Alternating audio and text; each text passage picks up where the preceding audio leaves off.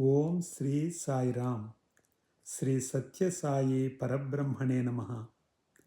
మీరందరూ నాకు చిరపరిచితులు. నేను శంఖ చక్ర గదా శారంగములతో వచ్చి ఉంటే మీరు నన్ను చూసి పరిగెత్తేవారు, లేదా నన్ను ఒక ప్రదర్శనశాలలో పెట్టేవారు. నేను మీతో సమానముగా ఉంటే నన్ను మీరు లెక్క చేసేవారు కాదు.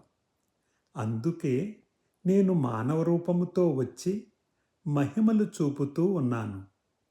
మానవులను దైవీ మార్గములో పయనింపచేయటమే ప్రతి అవతారములోనూ నా కర్తవ్యము. ధర్మ మార్గమును, బ్రహ్మ మార్గమును మీకు చూపటానికే నేను అవతరించాను. భగవంతుడు అందరిలో ఉన్నాడని ప్రకటించటానికే ఈ అవతారము వచ్చింది.